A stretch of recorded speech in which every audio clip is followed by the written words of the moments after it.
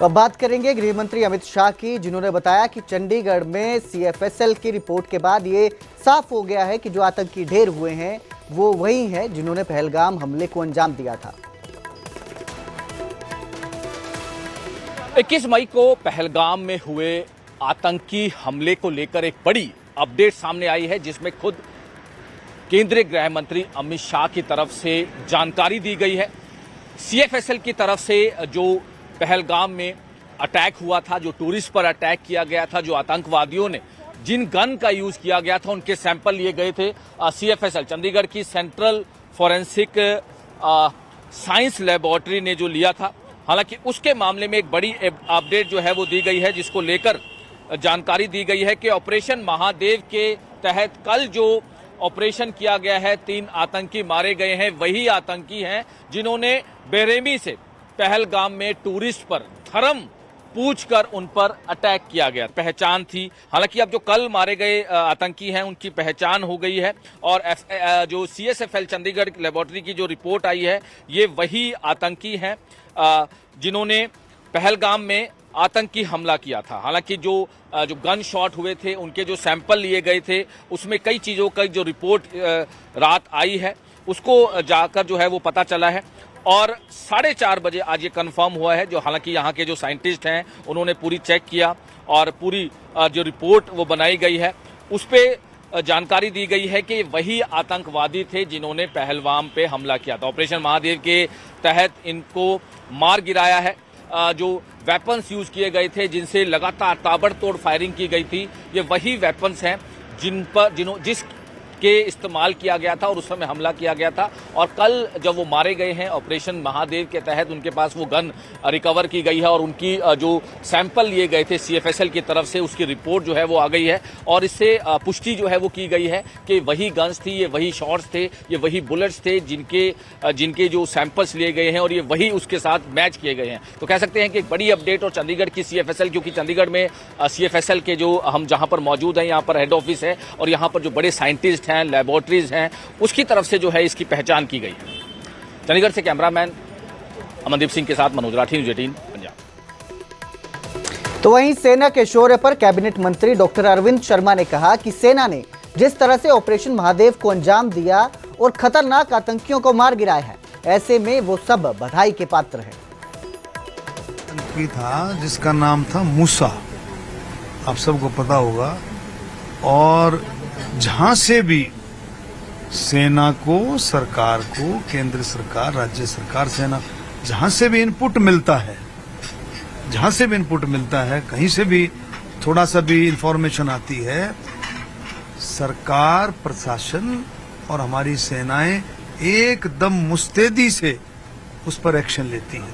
आपने देखा ऑपरेशन सिंदूर को पाकिस्तान के ऊपर अटैक नहीं था, उस पर हमला नहीं था, ये था आतंकवादियों के विरुद्ध कार्रवाई थी। आतंकवाद और आतंकवादियों के विरुद्ध कार्रवाई थी, जिसमें 9 ठिकानों को टारगेट किया था। और ये कार्रवाई भी आतंकवादियों के विरुद्ध थी। आपने देखा तुरंत प्रभाव से मूसा एक ऐसा हार्डकोर आतंकवादी था जिसकी तलाश चारों तरफ थी। ये बहुत बड़ा कामयाबी है। मैं सेना के और जो ऑपरेशन में शामिल रहे उन सबको मैं धन्यवाद भी करता हूं। और देश की तरफ से मैं कहूंगा कि बहुत बहुत बड़ा काम उन्होंने करके दिखाया है। तो वहीं सबके बीच कांग्रेस सांसद दीपेंद्र हुड्डा ने अचानक सीज फायर और ट्रंप के बयान को लेकर सरकार पर सवाल उठाए।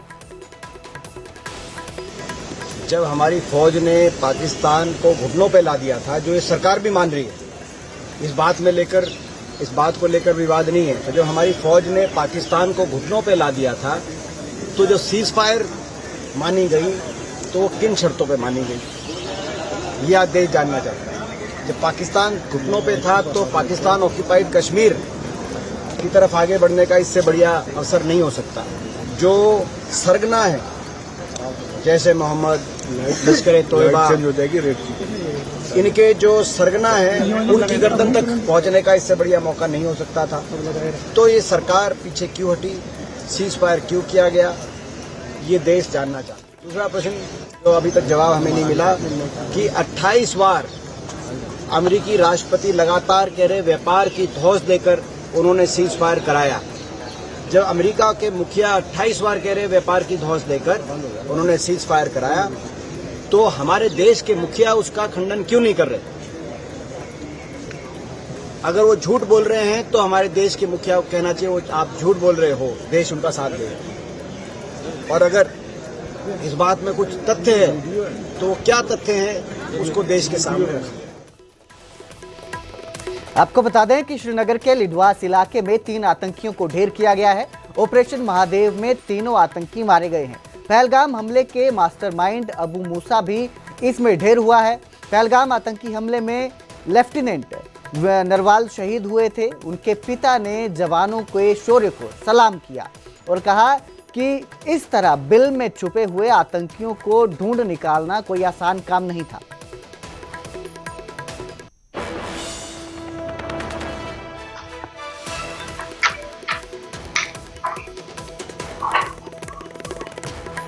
सबसे पहले तो मैं अपनी भारतीय सेना, पैरामिलिट्री फोर्सेज और जिन्होंने उसमें हिस्सा लिया, जम्मू कश्मीर पुलिस के जवानों ने, उनकी बहादुरी को, उनके शौर्य को, उनके अदम्य साहस को और सरकार द्वारा दिए गए उनको सपोर्ट को सैल्यूट करता हूं, सलाम करता हूं। और उन्होंने जिस शौर्य के साथ अपने जान पे खेल करके महादेव एक पीक है वहां पर, उस महादेव पीक के फुट हिल में वो छुपे हुए थे वो लोग, और डेंस फॉरेस्ट है, और वहां पर जा करके और आतंकवादियों को ढूंढ करके और उनको मारना कोई आसान काम नहीं था ये। और इसलिए मैं उनको बारंबार उनको सैल्यूट करता हूं, उनकी बहादुरी को नमन करता हूं और उनको ऑनर मिलना चाहिए इसका पूरा।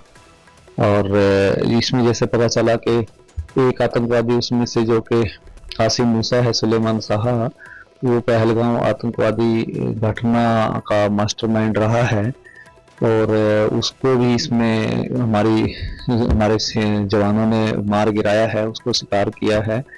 तो ये एक बहुत ही एक शौर्यता का परिचय इन्होंने दिया है।